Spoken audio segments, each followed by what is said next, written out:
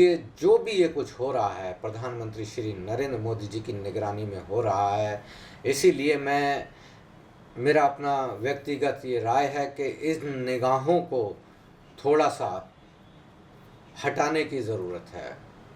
ये निगाहें हटेंगी तो शायद दुर्घटनाएं कम घटेंगी। नमस्कार दोस्तों, टाउन हॉल टाइम्स में आप सभी का एक बार फिर से बहुत बहुत स्वागत है। और जैसा कि आप जानते हैं कि अभी हम नीट के पेपर लीक होने पर ही चर्चा कर रहे थे। इसी बीच में CUT का एग्ज़ाम भी कैंसिल हो गया, जिसमें तकनीकी खामियां बताई गई, लेकिन नीट का जो मामला है वो अभी तक दबा नहीं है। और इसके बारे में जो मीडिया और सरकार कह रही है वो ये कह रही है कि अब आगे से नहीं होगा, क्योंकि इसकी निगरानी खुद प्रधानमंत्री श्री नरेंद्र मोदी जी कर रहे हैं। और इसकी जो सुरक्षा के लिए कि पेपर लीक ना हो, इस बार भारत की एयरफोर्स पेपर डिस्ट्रीब्यूट करेगी। ये बात जो शिक्षा मंत्री हैं श्री धर्मेंद्र प्रधान जी, उन्होंने कही। लेकिन सबसे बड़ी सोचने वाली बात ये थी कि एयरफोर्स तो सिर्फ और सिर्फ पेपर डिस्ट्रीब्यूट करेगी, पेपर ले जाएगी। बात यहाँ पर पेपर डिस्ट्रीब्यूशन के वक्त में पेपर लीक होने की नहीं आई है। यहाँ जो पेपर लीक हुआ है वो सिस्टम से लीक हुआ है, यानी जो अंदर के लोग हैं वो इसमें शामिल है। तो इसमें पेपर लीक नहीं होगा, इसका तो समाधान आया ही नहीं।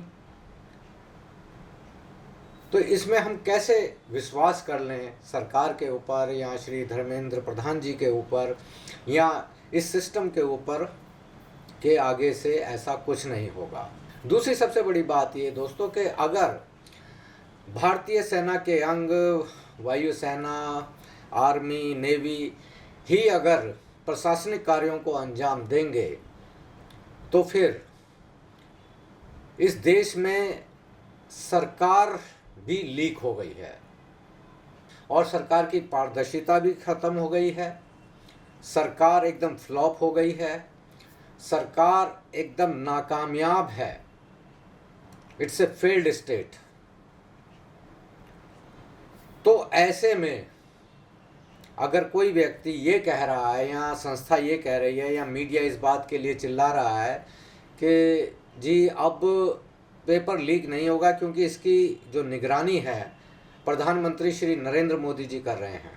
हालांकि इस पर आप देखिए कि सुप्रीम कोर्ट तक ने ये कहा कि आप UPSC से क्यों नहीं सीखते हैं, वहाँ पर इतनी बड़ी संस्था है वो, और आज तक कभी कोई पेपर लीक होने की घटना नहीं आई। बहुत अच्छा कहा हमारे माननीय न्यायाधीश जी ने। लेकिन मैं उनको एक बात बता देना चाहता हूं कि UPSC का जो इंटीग्रिटी है वो भी शक के दायरे में है। और वो इसलिए दायरे में है क्योंकि 2023 में दिल्ली में 335 प्रिंसिपल्स की भर्ती हुई थी, यानी स्कूल के प्रिंसिपल्स की भर्ती हुई थी। और UPSC ने इन 335 कैंडिडेट का एग्ज़ाम लेकर, उनका इंटरव्यू लेकर उनको यहाँ पर भेजा था। लेकिन बाद में जांच में पाया गया कि उसमें से बहुत सारे टीचर्स ऐसे हैं, यानी बहुत सारे प्रिंसिपल्स ऐसे हैं जिनके डॉक्यूमेंट्स फर्जी हैं, जिनके ऊपर विभाग ने कार्रवाई भी की। और ये बात देश के सभी राष्ट्रीय अखबारों में भी छपी थी। तो हम UPSC जैसी संस्था पर भी ऐसे कैसे विश्वास कर सकते हैं।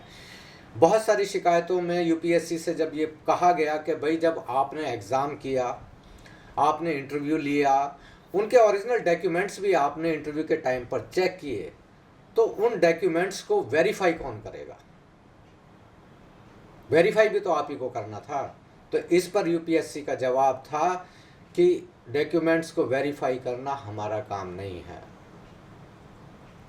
तो ये एक बड़ी ही पेचीदगी वाली बात उन्होंने कह दी कि जो संस्था एग्ज़ाम ले रही है, कुछ डॉक्यूमेंट्स के आधार पर ले रही है, उसका कैंडिडेट का इंटरव्यू ले रही है और उसके डॉक्यूमेंट्स ओरिजिनल भी चेक कर रही है, तो जब चेक करेगी तो वेरीफाई भी करना चाहिए। और वैसे भी जब यूपीएससी किसी भी कैंडिडेट को भेजती है तो वो साल का, 1.5 साल का या 2 साल का प्रोबेशन होता है।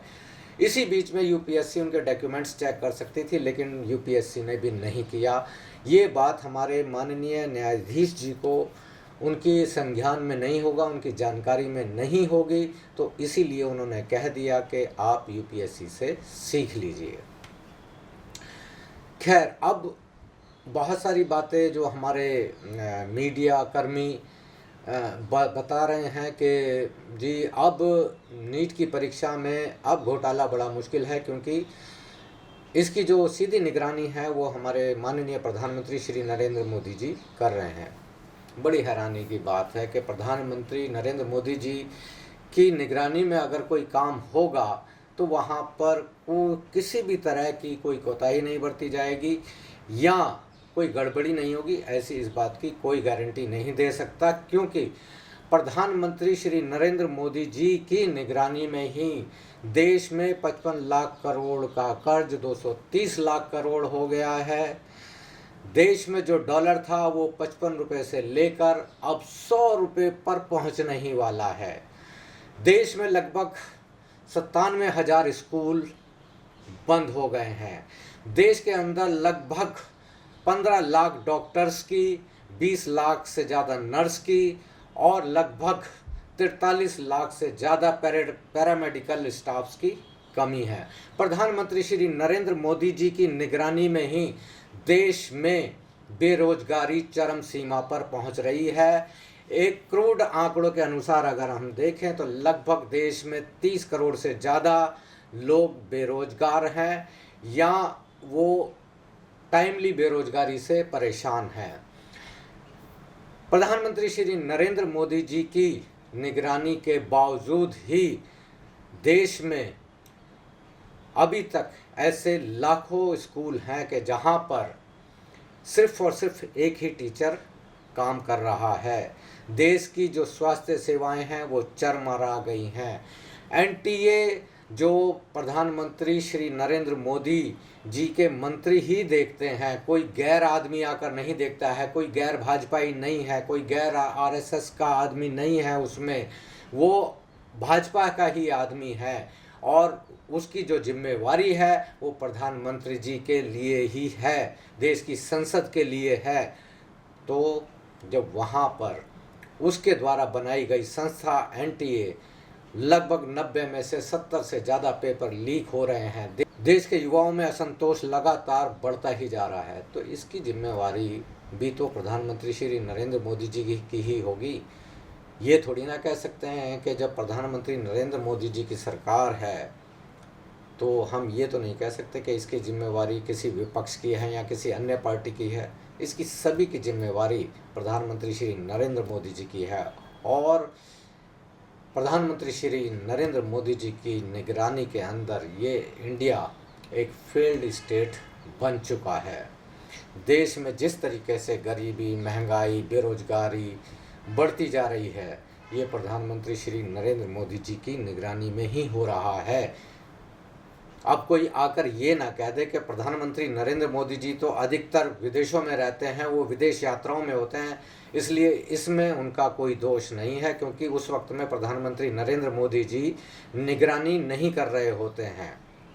सबसे बड़ी बात यह है कि जिसको हम देश के लोकतंत्र का चौथा स्तंभ कहते हैं, हालांकि ये पोजीशन में एक बात बता दूं कि लोग कहते हैं कि लोकतंत्र का चौथा स्तंभ है मीडिया, लेकिन ये कोई पोजीशन कॉन्स्टिट्यूशनल पोजीशन नहीं है। ये एक मानी हुई और विश्वास के साथ में कही हुई पोजीशन है कि शायद उसका जो कर्म होते हैं, उसके जो काम होते हैं वो ऐसे होते हैं कि वो लोकतंत्र की हिफाजत करते हैं, क्योंकि वो लगातार सत्ता से सवाल पूछते हैं, लगातार गलत को गलत कहते हैं, सही को सही कहते हैं, लेकिन अब वो ऐसा काम नहीं कर रहा है। बल्कि सबसे बड़ी बात तो ये हो रही है कि देश में फैलने वाली महंगाई को वो ये कह रहे हैं कि ऊपर से देखा जाए तो ऐसा कुछ भी नहीं है। यानी देश में तेल के दाम बढ़ रहे हैं, गैस के दाम बढ़ रहे हैं, और वो कह रहे हैं इतनी बड़ी तो कोई बात नहीं हुई है, ऊपर से देखा जाए तो कोई इतनी बड़ी बात नहीं हुई है। ये स्तर आ गया है देश में पत्रकारिता का।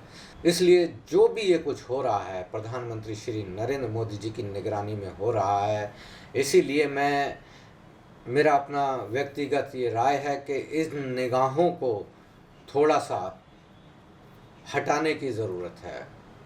ये निगाहें हटेंगी तो शायद दुर्घटनाएं कम घटेंगी। धन्यवाद।